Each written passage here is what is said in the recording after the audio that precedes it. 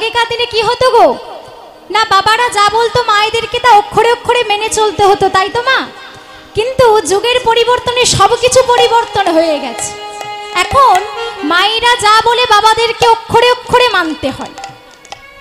যদিও একটু আধটু মানতো যখন ওই লক্ষ্মীর ভান্ডারে 500 টাকা করে পেত, যে আরো 500 বাড়িয়ে দিয়েছে, আর কে কার কথা শোন। আবার যখন ভোটের সময় আরো 2000 বাড়িয়ে দেবে, যদিও একটু আধটু মায়েদের চরণটা মাটিতে পড়ছে, তখন আর সেটাও পড়বে না। না গো, থাকবে না। হরি বলে মা গো, তাহলে সংসারটা সুখের হয় কখন? না সংসার সুখের হয় রমণীর গুণে, গুণবান বাবা যদি থাকে মায়ের সনে। মাগো, একটা সংসারে সুখী হতে গেলে অনেক কর্ম করতে হয় মা। শিলাবতী মা প্রত্যেক দিন কি কি কর্ম করত, যারা বসে রয়েছেন বা দাঁড়িয়ে রয়েছেন প্রত্যেকে লক্ষ্য করবেন। আপনাদের দৈনন্দিন জীবনে নিত্য কর্মের মধ্যে সে কাজগুলো পড়ছে। শিলাবতী মা সর্বপ্রথম প্রভাতে শয্যা ত্যাগ করে স্বামীর চরণে প্রণাম করে দিনটা শুরু করতেন। কি মা, আপনাদের সব প্রণাম টনাম করা হয়তো? করব না মানে? প্রণাম করে করে পায়ের লোম চামড়া যা ছিল সব তুলে ফেলেছি। হরি বল মা। দেখবেন প্রতিদিন যে জায়গাটায় কলসি বসিয়ে জল ভরা হয় সে জায়গাটা ক্ষয়ে যায়, হ্যাঁ কি না? যাই তো। একটা ছোট্ট করে গল্প বলি শুনুন মা। একদিন আমার গুরুদেব আমাকে ডাকছে, শোন মা এদিকে আয়। বলুন বাবা। না আমার একটু পদসেবা করতে পারবি? কেন পারবো না, নিশ্চয়ই। বাবা বলেছে পদসেবা করতে বসেছি। পদসেবা করতে করতে মনের ভেতর একটি কৌতূহল জাগলো। কৌতূহল বশত বাবাকে একটা প্রশ্ন করে বসলাম, আচ্ছা বাবা কিছু মনে করবেন না, একটা কথা জিজ্ঞাসা করব? হ্যাঁ মা বল না, কি বলবি? না আপনার চরণে একটিও লোম নেই কেন? বলছে আরে বলিস না। কেন? না এত ভক্ত রোজ এসে প্রতিদিন বলে বাবা একটু পদসেবা করে দেব, একটু পদসেবা করে দেব। দেখ না পদসেবা করতে করতে পায়ের লোম চামড়া সব তুলে ফেলে। তাই মা আপনারাও যদি প্রতিদিন রোজ বাবাদের চরণে পদসেবা এবং প্রণাম করে থাকেন, তাহলে কিন্তু বাবাদের চরণেও লোম থাকার কথা নয়। যাই হোক মা, শিলাবতী মা আর কি কি কর্ম করতেন লক্ষ্য করুন। প্রভাতে স্নান সেরে গোবিন্দের জন্য সেবার আয়োজন করতেন। মা বলি বাড়িতে রান্না বান্না করেন তো? কার জন্য করেন গো?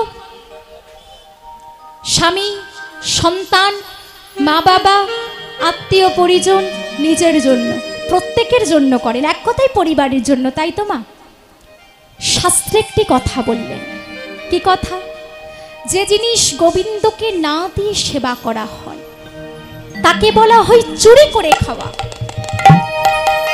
বিষয়টাকে আরেকটু সহজ করে বলি। ধরুন আপনি মিষ্টির দোকানে গেছেন, গনে গনে আপনি 6টা মিষ্টি এনেছেন। যতজন আপনার বাড়িতে সদস্য আছে মিষ্টিটা আনলেন, প্রত্যেককে দিলেন, নিজে প্রত্যেকে সবাই মিলে সেবা করে নিলেন। এই যে আপনারা সেবা করলেন এটাকেই বলা হয় চুরি করে খাওয়া। জীব তুমি সংসার করো তাতে কোনো ক্ষতি নেই, কিন্তু তুমি এমন একটা সংসার করো যেন সেটা কৃষ্ণের সংসার হয়। মহাপ্রভু একথা তপন মিশ্রকে বললেন। আবার মহাপ্রভু একথা বাসুদেব ঘোষ তার পদাবলিতে লিখছেন। কি লিখছেন গো?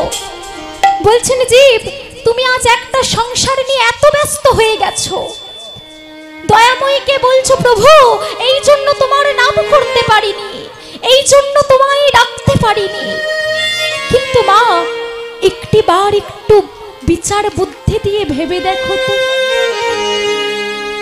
তুমি আজ একটা সংসার নিয়ে এত ব্যস্ত, গৌর গোবিন্দের কথা তোমার মনে থাকে না, তুমি অজুহাত দেখাচ্ছ তাকে, এই জন্য তোমার নাম করতে পারিনি, এই জন্য তোমায় ডাকতে পারিনি। কিন্তু মা তুমি যাকে অজুহাত দেখাচ্ছ না, সে গোটা জগৎ সংসারটাকে চালাচ্ছে। তুমি তাকে অজুহাত দেখাচ্ছ, তাই অজুহাত দেখিও না, সঠিক কর্ম করে যাও, ফলের আশা করো না। মনে রেখো, এই মনের মধ্যে যদি তোমার ভক্তি থাকে, মনের মধ্যে যদি গোবিন্দের জন্য এতটুকু তোমার ভালোবাসা থেকে থাকে, শত কষ্ট শত যন্ত্রণার মধ্যেও কিন্তু ডাকার ইচ্ছা থাকলে আমার দয়াময়কে ডাকা যায় মা। তাই বাসুদেব ঘোষ পদাবলীতে কি লিখছেন? আহা গাও গাও পুনো শ্রী গৌরাঙ্গের গুণ সরল করিয়াম। গাও পুন পুন গৌরাঙ্গের গুণ সরল করিয়াম। গাও পুন পুন শ্রী গৌরাঙ্গের গুণ সরল করিয়াম। গাও পুন পুন গৌরাঙ্গের গুণ সরল করিয়াম। তিন ভুবনে এমন দয়ালো, তিন ভুবনে এমন দয়ালো, তিন ভুবনে এমন দয়ালো, তিন ভুবনে এমন দয়ালো, নাহেরিনু একজন, নাহেরিনু একজন। শিলাবতী মা আমার সুন্দর করে ভোগের থালাটা সাজিয়ে আমার দয়াময়ের কাছে নিয়ে গেলেন। ভোগের থালাটা সুন্দর করে সাজিয়ে দয়াময়কে বলছে, প্রভু গো, আমি শুনেছি রোজ নাকি তোমার পুরোই ধামে 56 ব্যঞ্জন দিয়ে তোমার ভোগ লাগায়। কত ভক্ত রয়েছে প্রভু, না জানি তোমায় কত ভালো মন্দ করে সেবা দেয়। ও দয়াময়, দয়াময়, আমি কেমন অভাগিনী, আমি কেমন ভিখারিনী দেখো প্রভু। তোমাকে যে একটু মনের মতো করে সেবা দেব সে ক্ষমতা আমার নেই, তোমাকে যে একটু ভালো করে সেবা দেব সে সাধ্য আমার নেই দয়াময়। তাই রোজ প্রত্যেক দিনের মতো আজও আমি তোমায় সাকন্য দিয়ে সেবা দিলাম। হৃদয়ের মধ্যে প্রেম ভক্তি তোমার চরণে অর্পণ করলাম দয়াময়, তুমি গ্রহণ করো দয়াময়।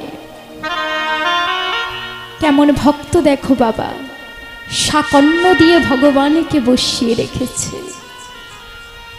ভোগের থালাটা দিয়ে নিজের মনোবাসনা জানাচ্ছে মা।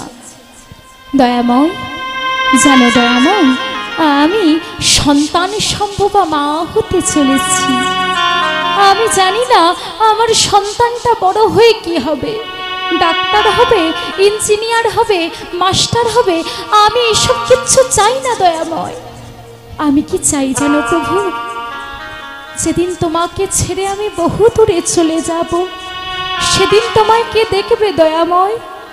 যেদিন তোমাকে চিরতরের মতো ছেড়ে চলে যাব, সেদিন যে তোমাকে দেখার জন্য কেউ থাকবে না।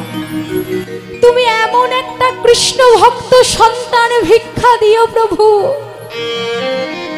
যে সন্তান তোমাকে মন থেকে ভালোবাসবে, যে সন্তান তোমাকে হৃদয় ভরে ভালোবাসবে, যে ভালোবাসায় কোনো ভেজাল থাকবে না। তুমি এমন একটা কৃষ্ণ ভক্ত সন্তান আমায় ভিক্ষা দিও।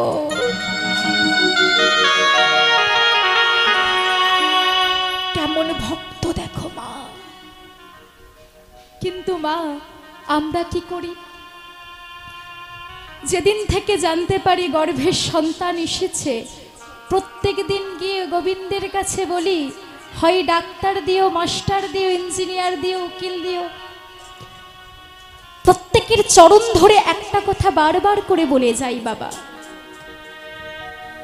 যেদিন আপনারা জানতে পারবেন গর্ভের সন্তান এসেছে, যারা মা হননি, যাদের বিবাহ এখনো হয়নি, ভবিষ্যতে যারা মা হবেন, অন্তত এই কয়েকটা মাস মেনে চলবেন। প্রত্যেক দিন গোবিন্দের কাছে যাবেন, দুফোঁটা চোখের জল দিয়ে দয়াময়কে বলবেন, দয়াময় কিচ্ছু চাই না, শুধু যে সন্তানটা আমাকে তুমি আমার করে পাঠাচ্ছ সে সন্তানটা যেন কৃষ্ণ ভক্ত সন্তান হয়। প্রত্যেক দিন গীতা পড়বেন, যদি সেটা নাও পারেন কাউকে দিয়ে পড়াবেন, নিজে শ্রবণ করবেন, হরিভাস্বরে যাবেন, প্রসাদ সেবা করবেন, কীর্তন শ্রবণ করবেন, হরি নাম করবেন। এই কয়েকটা জিনিস যদি আপনারা মেনে চলেন বাবা, আপনাদের বাড়িতে কিন্তু সত্যি একটা কৃষ্ণ ভক্ত সন্তান আসবে। যাই হোক মা, শিলাবতী মা যখন নিজের মনোবাসনা গোবিন্দের কাছে জানাচ্ছে, বাইরে থেকে স্বামী সনাতন ডাকছে, শিলাবতী, শিলাবতী, শিলাবতী, শুনতে পাচ্ছ? আমি এসেছি, তোমার স্বামী, দরজাটা খোলো। শিলাবতী ছুটতে গিয়ে স্বামীকে দরজাটা খুলে দেয়। স্বামী, কিছু বলবেন? হ্যাঁ বলবো। তোমার পুজো করা হয়েছে শিলাবতী? হ্যাঁ স্বামী হয়েছে। দাও দেখি, আগে প্রসাদটা দাও। শিলাবতী, জানো শিলাবতী, যে কথা তোমায় আজ আমি বলতে চলেছি, আমি জানি না তুমি সেটা সহ্য করতে পারবে কিনা। কেন স্বামী, কিছু কি বিপদ হয়েছে? বলুন না স্বামী, কি হয়েছে? শিলাবতী, আমি আগামীকাল আমি ওই গয়া যুদ্ধে যাত্রা করব। না স্বামী না, এমন কথা বলো না স্বামী, এমন কথা বলো না। শিলাবতী, তুমি আমায় বারণ করছো শিলাবতী? হ্যাঁ স্বামী করছি। আপনি যদি যুদ্ধে যান, যুদ্ধে গিয়ে যদি আপনি প্রাণ হত্যা করেন, আমার গর্ভে যে সন্তানটা রয়েছে তার যে বড় অমঙ্গল হবে স্বামী। আপনি যুদ্ধে যাবেন না স্বামী, আপনি যুদ্ধে যাবেন না। কিন্তু শিলাবতী, আমি যদি না যুদ্ধে যাই, তুমি যে রোজ গোবিন্দকে সেবা দাও, সে সেবাটাও যে দিতে পারবে না শিলাবতী। আমি যদি না যুদ্ধে যাই, তুমি যে রোজ গোবিন্দের কাছে সন্ধ্যা প্রদীপটা জ্বালো, সে প্রদীপটাও যে আর জ্বলবে না শিলাবতী। মা অনেকে বলে, কি বলে জানেন? কীর্তন করলে নাকি পয়সা লাগে না, কীর্তনের বিনিময়ে যারা পয়সা নিয়ে কীর্তন শ্রবণ করায় তাদের মুখ থেকে নাকি হরি কথা শোনা মহাপাপ। যারা বলেন তাদেরকে কি একবার প্রশ্ন করবেন, গোবিন্দের কাছে যে সন্ধ্যাকালে সন্ধ্যা প্রদীপটা জ্বালানো হয় না, সে প্রদীপটাও কিন্তু এমনি এমনি জ্বলে না বাবা। সে প্রদীপটাকে জ্বালাতেও কিন্তু তেলের প্রয়োজন হয়, সলতের প্রয়োজন হয়। আপনি নিশ্চয়ই বাড়িতে তেলটা ঘানি দিয়ে তৈরি করেন না, বা আপনার ঘানি দেয়া মেশিনও নেই। তদ্রূপ সে তেলটাকে আপনাকে পেতে হলে দোকানে যেতে হবে অথবা কলে যেতে হবে। অর্থের বিনিময়ে সে তেলটাকে আপনাকে নিয়ে আসতে হবে, তবেই কিন্তু আপনি সন্ধ্যাকালে সন্ধ্যা প্রদীপটা জ্বালাতে পারবেন। তাই অর্থই হচ্ছে অনর্থের মূল, আবার অর্থই হচ্ছে পরমার্থেরও মূল। অর্থ যদি আপনার কাছে থাকে, গোটা বিশ্বের লোক আপনার কাছে সাক্ষাৎকারে নিতে আসবে। আর অর্থ যদি আপনার কাছে না থাকে, আপনার সব থেকে কাছের মানুষ আপনজনও কিন্তু সকলের সামনে দাঁড়িয়ে পরিচয় দিতে লজ্জা পাবে। তাই একটা গানে বলছে, কি বলছে? আহা পয়সা নাই যার মরণ ভালো, ও গো এ সংসারেতে। পয়সা নাই যারে মরণ ভালো এ সংসারেতে। পয়সা নাই যার মরণ ভালো এ সংসারেতে। পয়সা নাই যার মরণ ভালো এ সংসারেতে। পয়সা আছে যার ঘরে, খাটাই সুদের কারবারে। পয়সা আছে যার ঘরে, খাটাই সুদের কারবারে। ওমা, যার ঘরে পয়সা থাকে সে কি করে গো? না ধনীর ধনে চিন্তা 99 ধাক্কা, যোগীর চিন্তা জগন্নাথ, ফকিরের চিন্তা মক্কা, আর গুরুদেবের চিন্তা কাকে কখন সদাই দেবেন দিতে।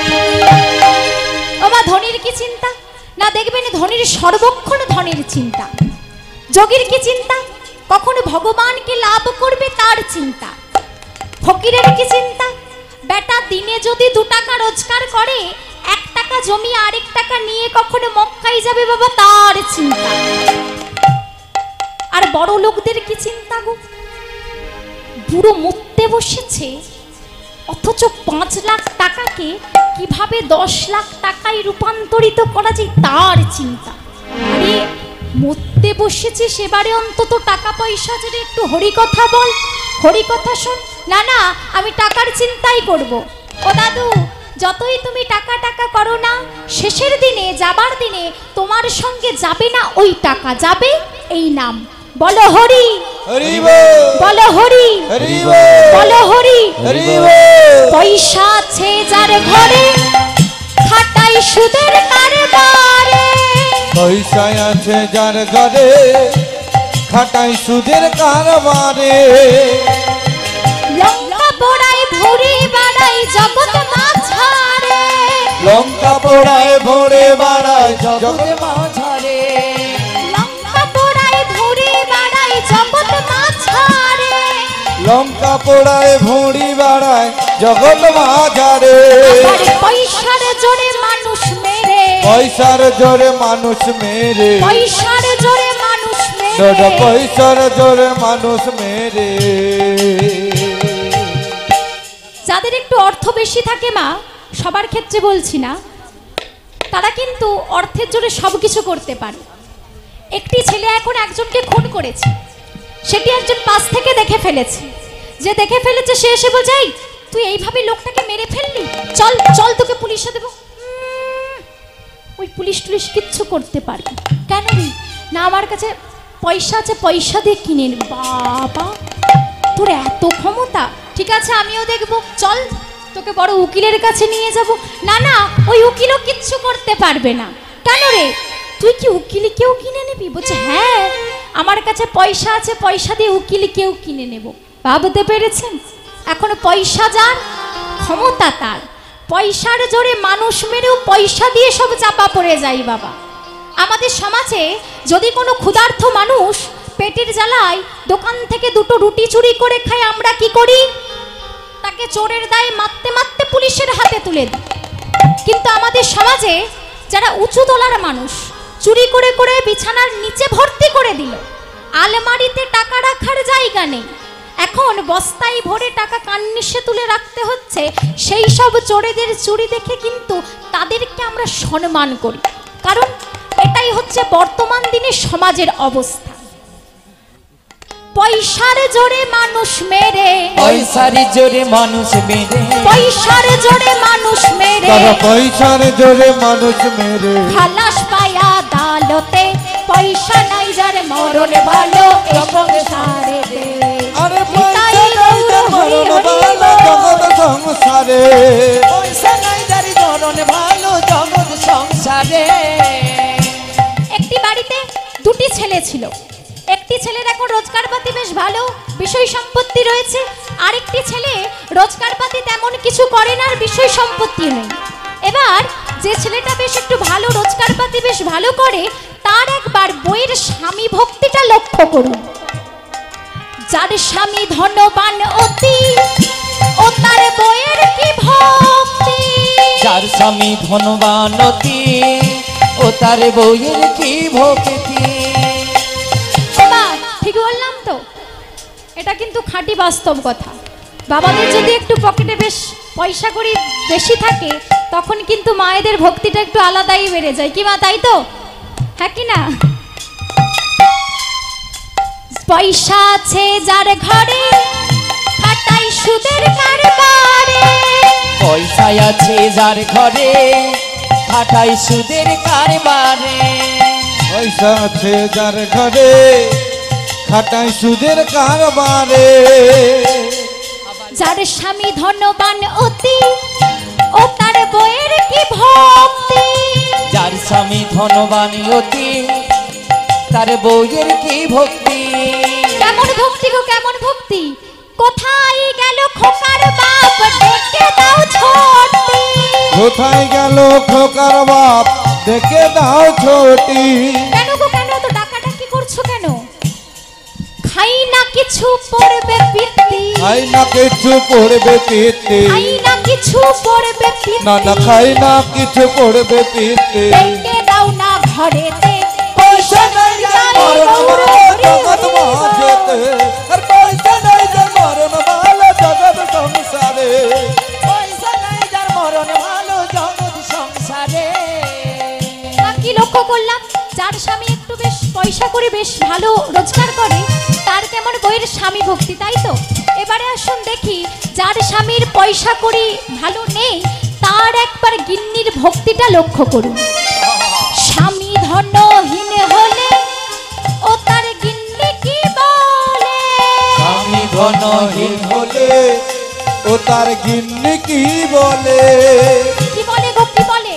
আরে আরে কোথায় গেল ঘাটের মোড়া ধরে আনে চুলে, কোথায় গেল ঘাটের মোড়া ধরে আন চুলে।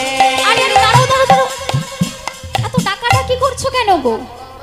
দেখলে তারে পিত্তি জল, আর দেখলে তারে পিত্তি জ্বলে, দেখলে তারে পিত্তি জল, আর দেখলে তারে পিত্তি জ্বলে। ছাটা মারবো পিঠেতে পয়সা নাই যার মরণ ভালো জগৎ সংসারে, পয়সা নাই যার মরণ ভালো জগৎ সংসারে।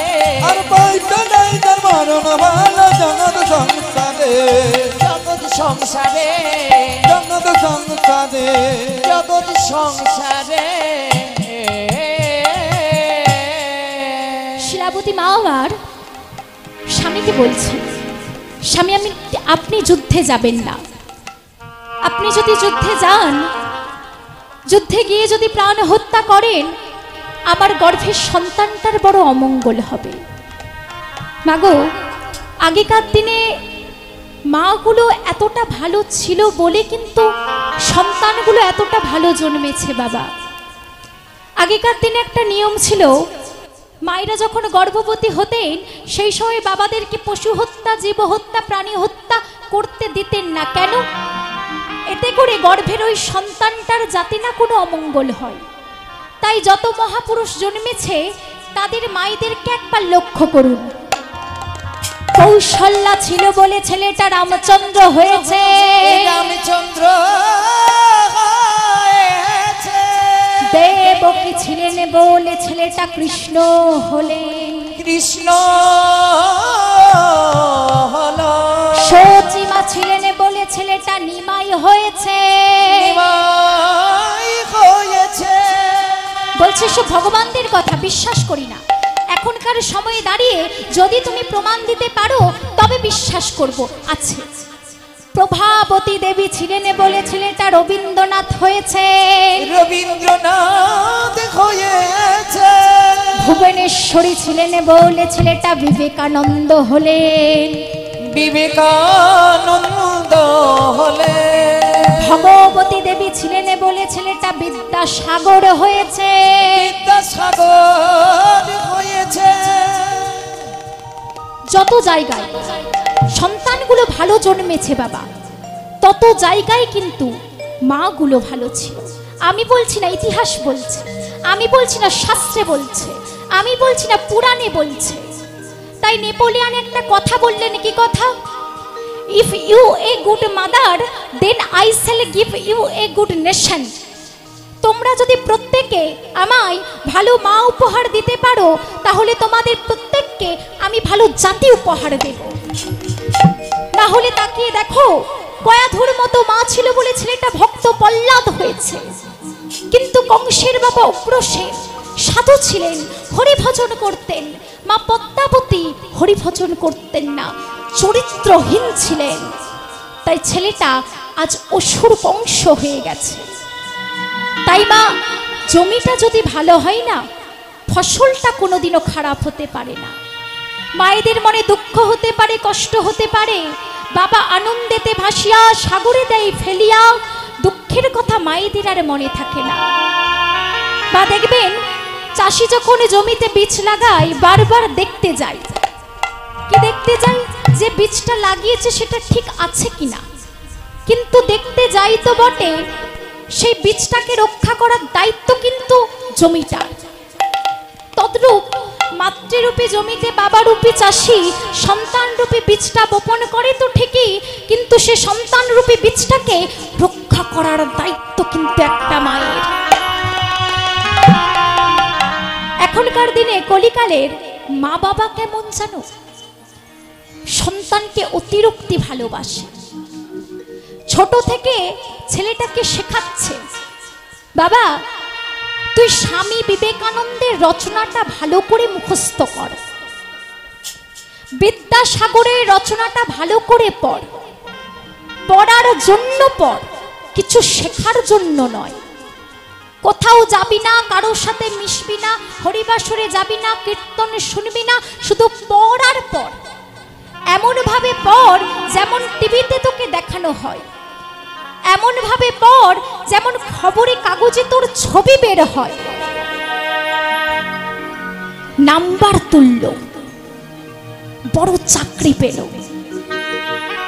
পেনের ডগা দিয়ে কোটি কোটি টাকা এলো, কত অসহায় দরিদ্র মানুষের চোখে জল নামলো।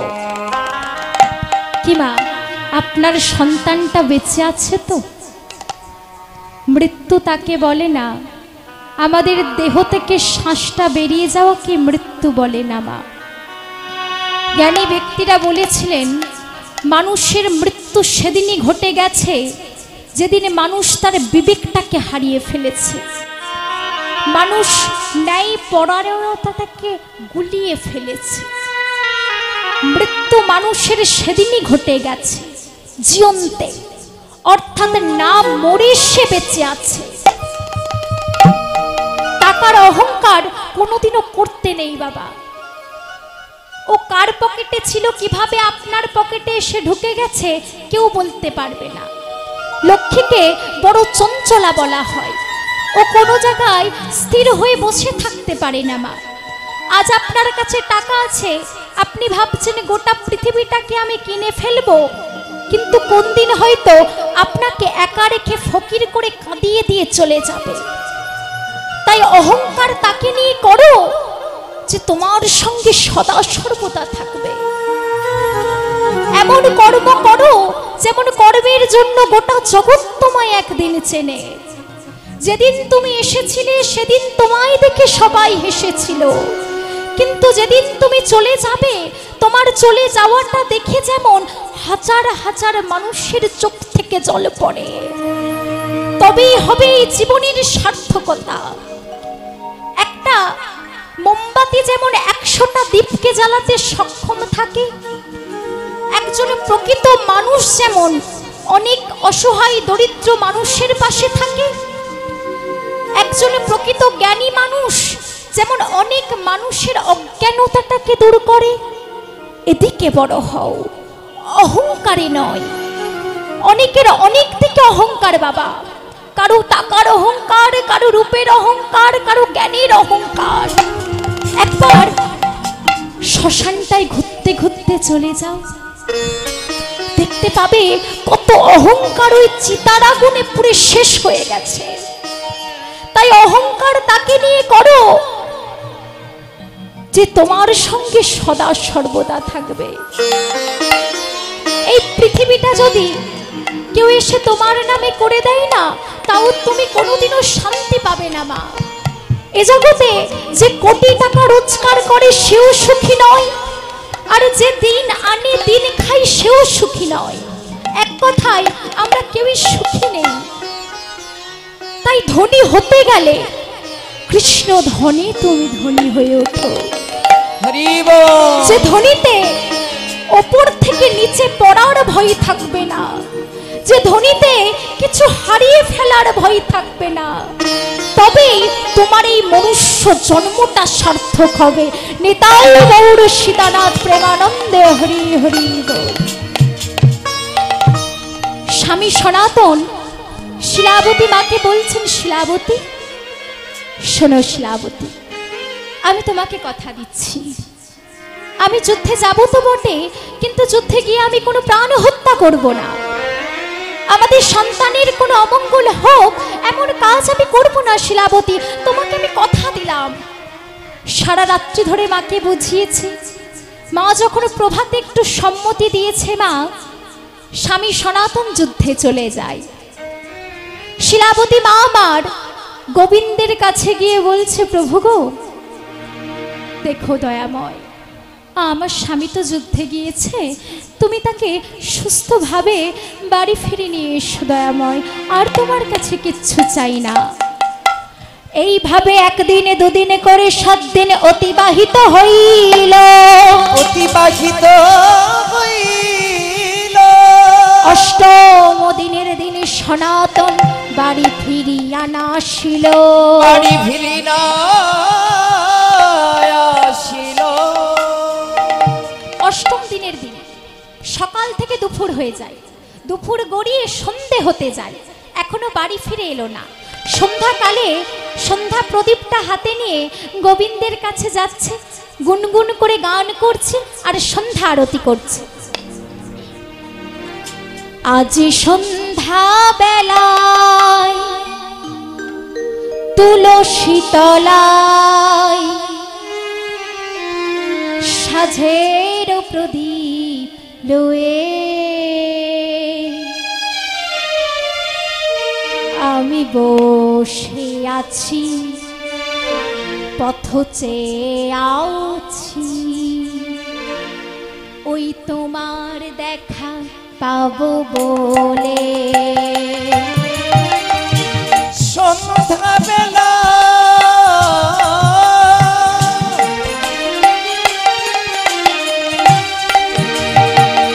তুলসী তলা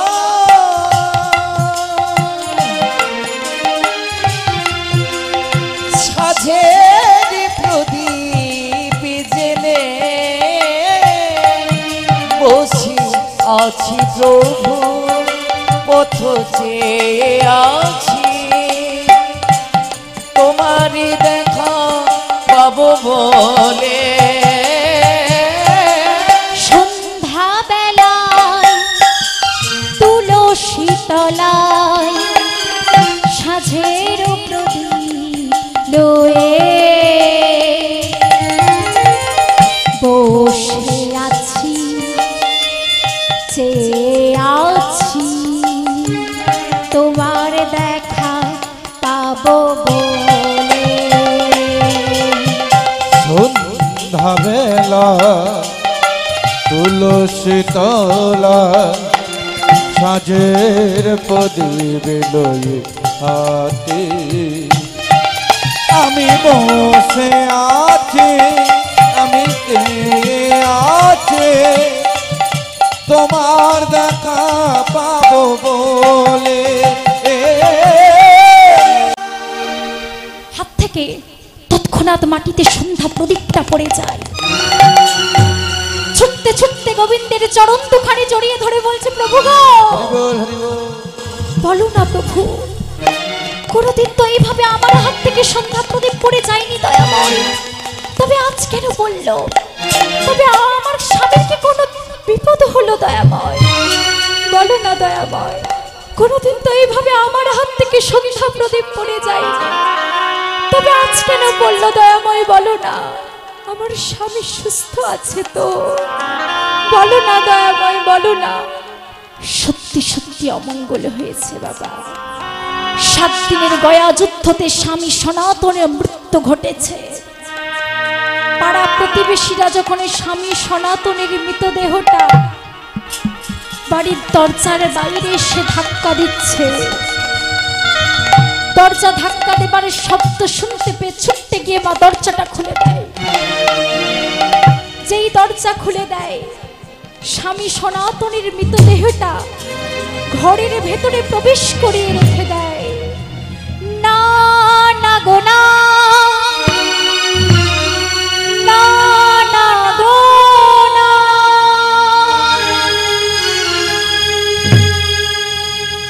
বলো না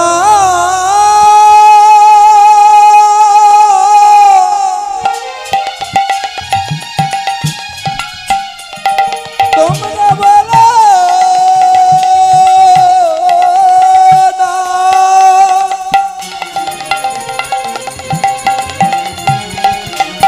অমন করে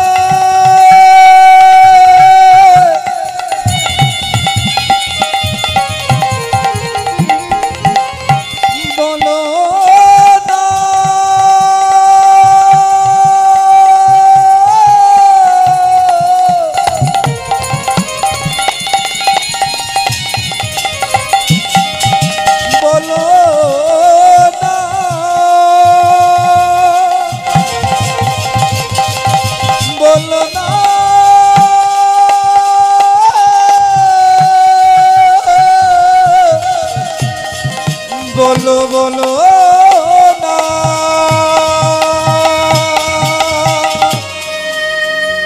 নিয়তি, এ কি করলি নিয়তি? আমার স্বামীকে তুমি কেড়ে নিলে। ও দয়াময়, আমি তো কোনোদিনও তোমার কাছে বেশি সুখ চাইনি দয়াময়। আমি শুধু চেয়েছিলাম আমার স্বামীকে নিয়ে, আমার এই গর্ভের সন্তানকে নিয়ে যেন একটু সুখে থাকতে পারি। সেটুকু সুখ তুমি আমার কাছ থেকে কেড়ে নিলে দয়াময়। সেটুকু সুখ তুমি আমার কপালে লিখলে না দয়াময়। ও দয়াময়, এ জগতে তুমি আমার জীবনে অনেক দুঃখ দিয়েছো, অনেক কষ্ট দিয়েছো। কোনোদিনও তার জন্য তোমার কাছে প্রতিবাদ করিনি। কিন্তু দয়াময়, কিছু বলিনি বলে তুমি আমার কাছের মানুষটা তাকেও কেড়ে নেবে দয়াময়।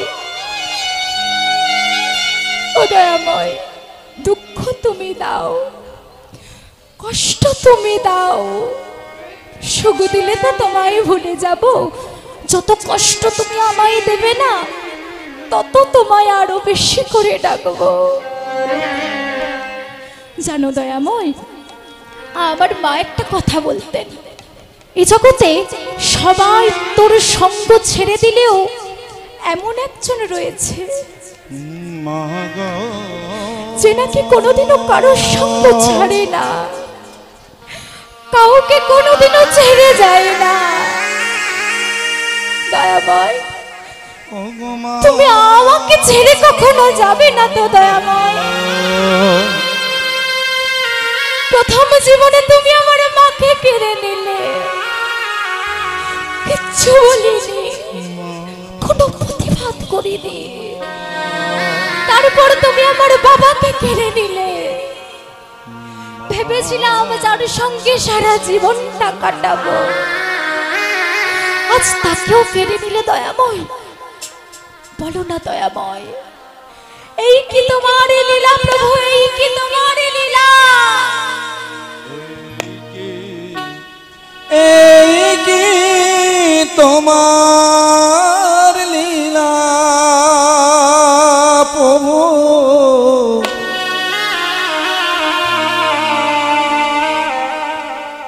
এই কি তোমার লীলা দয়াময়। হরি বল হরি বল হরি বল। বলো না দয়াময়, বলো না। এই কি তোমার লীলা দয়া, এই কি তোমার খেলা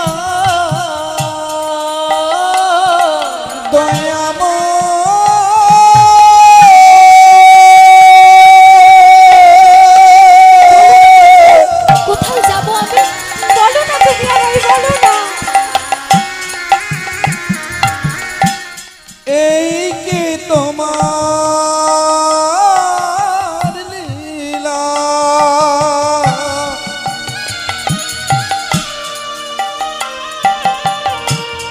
এই কি তোমার খেলা? তুমি কারে আশা, কারে কাঁদা, কারে করো খেলা।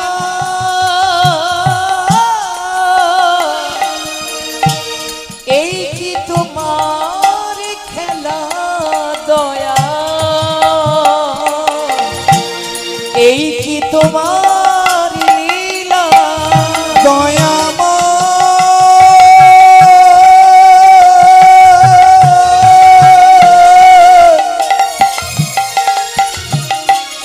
এই কি তোমার লীলা,